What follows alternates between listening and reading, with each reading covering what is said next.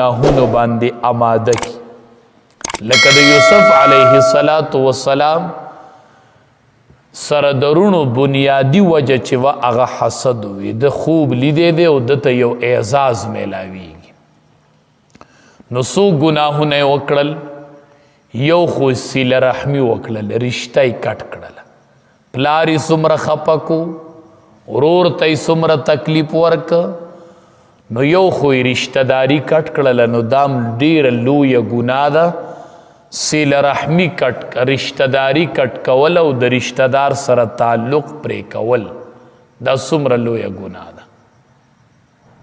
نبی کریم صلی الله علیه وسلم فرمایي چې څوک دا غواړي چې زما د رزق پراخه شوی او زما د ژوند اوږد شوی رزق مې پراخه شوی او زما د ژوند اوږد شوی نو ژوند اوږدیږي نه خو چې په ژوند کې مې الله برکت ورواچي رزق مې پراخه وي او ژوند کې مې ډیر برکت وي نو نبی کریم صلی الله علیه وسلم فرمایي فلیصل رحمه دې د رشتہ دار سره خپل تعلق ورولي پیوس کم سړی چې رشتہ پالي علما وی په رزق کې به برکت رزق بای پراخی او په ژوند کې بای برکت او الله بای د بد مرګ نه ساتي په بد مرګ بای الله نه مړک چې کم سړی د رشتہ دار سره رشتہ پالي نو رشتہ پالل د قرآن د شریعت یو عظیم حکم دی نبی کریم صلی الله علیه وسلم ته یو صحابي راغی ورته وی د الله حبیبه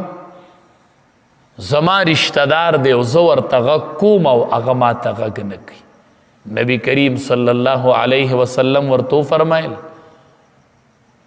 وی ته دا برقرار ساته دا غږ کول او دا د هغه مخ ته خوري شیندل دي په حقیقت کې کو دی پې پوهیږي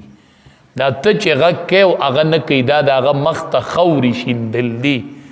نو د یوسف علیه السلام ورونو خو یوه ګناه ته دا وشوله چې هغې رشتہ داري کټ کړله دویم د حسد د وجې نه تې څه ګناه وشوله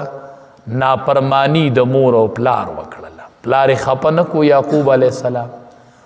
پلار دی پیغمبر دی څومره یې خفه کو څومره تکلیف یې ورته ورسو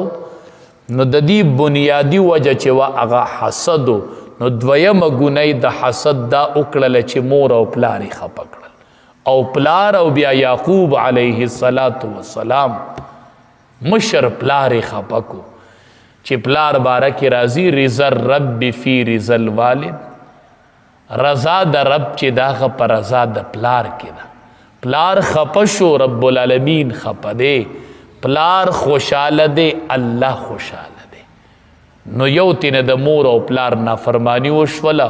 دام ډیره لویه ګناه ده حدیث مبارک کې راځي هره ګناه چې او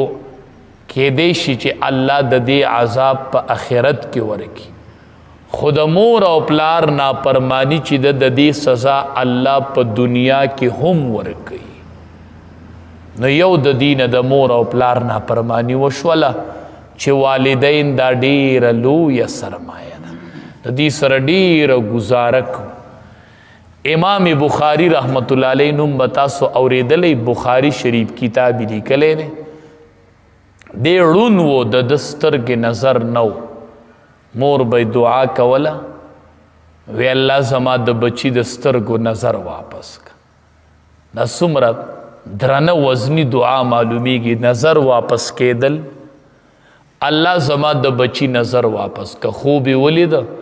خوب کی ابراہیم علیہ السلام ولید ابراہیم علیہ السلام ورتوی اللہ دی دعا قبول کړله او الله ستا د بچی نظر واپس کو سار چې مور پاسې دله د بچی نظر الله واپس کړي او روغ شوی او الله تبارک وتعالی تینا د بخاری شریف په شکل کې د کتاب لیکلو خدمت واغس دا د مور دعا وا نو د مور او پلار دعا دا ډیره ضروری ده پکار د چې اولاد د مور او پلار نه دعا والی ډیر دعا تنواله ډیر دعا نو مونږ چې د مور او پلار د دعا ټیم راشي نو مونږ یې د ځان نه بیل کو د ځان نه جدا کو چې د دعا ټیم راشي نو د دعا نه محروم شو د مور او پلار د ځان نه جدا کو دا د دوی د جدا کولو ټیم نه دی دا د دوی د خدمت ټیم دی خدمت وکړه چې الله درله دنیا او اخر خیسته کی نو ډیر ناکام به د مور او پلار سره کو خصوصا چې کله حالت د بوډاوالي ته ورسیږي دا ډیر د امتحان وخی د امتحان خو خپل وړوکوالی یادوه چې زه دې پلار او دې مور دې ځای ته رارسولی یم رب ارحمهما کما ربیاني صغیرا زه داسې رکوټی یم او دې مور او پلار دې ځای ته رارسولی یم زه به اوس د دې پلار خیال ساتم د دې مور خیال به ساتم ځکه چې زه دوی دې ځای ته راورسولم دې ځای ته زه د دوی د لاس رارسېدلی نو خصوصا د مور او پلار خبرې به برداشت کو وی دی قاریږي دی مونږ به خبرې برداشت کو دی ستا ډېرې خبرې برداشت کړي دي ډېرې خبرې دی پلار ستا ډېرې خبرې په وړوکوالي کې برداشت کړي دي دی مور ستا ډېرې خبرې په وړوکوالي کې برداشت کړي دي نو مونږ به هم اوس خبرې برداشت کو ای به زمی ډېرې خبرې برداشت کړي اکثر چې پلار عمر د پوخ شي او عمر د بوډاوالي شي د مور او پلار نو په معمولی خبره ولا بیا جړه ورځي بیا جاړي ډېر زر چې بچې سخته خبره وکړي مورم جاړي او پلارم جاړي زه وایم پلاره ته خو ډېر د جرګو سړی وې ته ولې جاړې هغه وایي مولي صاحب ماله جړه په دې وجه راځي چې ما ته کله بچې سخته خبره وکړي نو ما ته د دې بچي د وړوکوالی رایاد شي چې مولي صاحب دا هغه ژبه وه چې دې به خبرې زما نه زده کولې او ما د دې ژبې څومره خبرې برداشت کړي دي نن دا ژبه زما یوه خبره نه برداشت کړي که پلار دویمه خبره کوي درېیمه مړه څه ګور دې جوړ کړي بس که که نه بس که شل پیرې خبره مه کوه یوه پیره دې خبره وکړه بس پوره ده غلی کښېنه ته چې راکوټې وې تا دې پلار ته څو پیرې خبرې کړي څو ځله لګیا وې مولانا روم رحمت الله علیه لیکلی دی وی پلار بچی سره ناسو نو پلار دی بچی ته وی بچی لوی شوی دی پلار تینا تپوس کی وی بچیا په دی دیوال څه ناستی بچی ورته وی کارغه ناستی دا پلار بیا بچی ته وی بچیا څه ناستی پلار ورته وی کارغه ناستی بیا ورته دا پلار وی بچیا څه ناستی نو دی ورته وی پټه پوړون شي خدای دې پستر ګړون که خو کارغه ناسته کنه نو دا پلار ورته وی بچیا زه نظر می کار کی دا کارغه اینما خو ما پتا باندې امتحان کو امتحان کې ناکام شولې بچیا ولی پلارا وی تر کوټې وی او زما غیږ کې ناست وی په دیوال کارغه کې ناستو تا ما ته وی ابو س ناستی نو ما دې خلخ کول چې بچیا کارغه دی تا بیا وی ابو س ناستی دیوال باندې ما دی بیا خلخ کول چې بچیا کارغه دی تا به تپوس کو ما به دی خلخ کول ولا چې کارغه دی تا یو کم سل پیری تپوس کړو او ما یو کم سل پیری جواب در کړو نن چې زه په دریم سلوام س ناستی نو ته وای پستر ګړون شي خو کارغه ناست نو پلار به بیا جړه پلار لنه ورځي نو پلار وی مولی صاحب مال زکه جړه راځي چې دا بچې میرا کوټي وو نو یو براته وی دا زما ابو دی بل براته وی دا زما ابو دی بل براته وی دا زما ابو دی پما به را منډې کولی یو به مې غیږ ته راختو نو دی به نارې والی زما ابو دی زما ابو دی نن چې د جدایۍ ټیم شو نو یو ته وی ستا پلار دی او بل ته وی ستا پلار دی هغه پلار وی دا هغه ژبه د هغه ماته چې به ابو کول نه ماله ځکه جړه راځي چې دا هغه ژبه ماته نن وی چې کومې ژبې به ماته ابو کول نن هغه ژبه وی دا ستا پلار دی او دا ستا پلار دی دا پلاران هوښیاري خو چې مشران شي نو بې خبرو ته خیال نه دی پوه نشي نن سبا یو بل رواج دی دا بچی چې جدا کیږي که نه نو تقسیم شروع داستا او داستا او داستا پلار یې غلی ناست آخر کې ورته هغه پلار وایي چې زه به لکه کم ځای یمه د چا سره به یمه څه چل به کومه زما برخه پکې څه شوه اول خو مسله دا ده چې پلار ژوندی دی نو په دې کې د سره اډو د بچي برخه نشته نو ته د پلار مال تقسیموي ناستې ورته میراث بچی ته به اله برخه میلاویږي چې کله پلار وفات شو نو مالی میراث شو نو بچی ته برخه میلاو شو په ژوندانه د بچی د پلار سره یو اتانیزم نه رسي او دې پلار ته لګیا وي دا تقسیم په ژوندانه وکړه خپل مال هغه تقسیم کړي ستا مال خو نه دی په دې کې ستا څه دي نو بعضې به ورته په ژوندانه وایي ماله برخه راکړه په ژوندانه ورته وایي تقسیم وکړه که ته د دې پلار نه مخکې شوې او مړ شوې که نه قبر کې درنه الله دا تپوس نه کوي چې د پلار نه دې ولې برخه نه اخسته قبر کې به الله وایي چې د پلار نفقه پتا واجب وتا ولې نه ده ورکړې نو دا غم نشته چې د پلار په ما نفقه واجب ده چې زه خپل حق ادا کوم نو دې پلار ته وایي ته به پکې د سره وي د سره مطلب ده چې د کم بچی سره خوشحاله جو د هغه سره به نه پلار سم خوشحالیږي وایي زه به پکې د سره یم لکه د هر بچي سره به یم مونږ ته تپوس کو څه چلو شو یاره مولي صاحب زه پکې د سره یم چې د کم بچي کره تیاره وه او د کم کره مې خوښه وه هغه چې لږه موده وشي نه پکې بیا د سره نه وي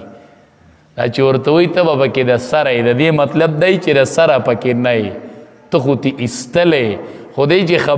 خبرېږي نو بیا یې تې ایستلی خبر نه بیا وایي ته پکې د سره نه یې نو بیا د یو بچي په تمه او په بل بچي په تمه نو اکثر پکې وږې پاتې شي د شپې او ډوډۍ ونه خوري یو درخواست کومه چې دا پلاران او میندې مه جدا کوئ مونږ د رور نه جدایي لیدلې ده چې جدا کیږي خو چې بچې وی پلار جدا کومه نو مونږ وی چې دی به کم ځای ته جدا کوي چې بچې د ځان نه جدا کوي نو دی به چرته ځي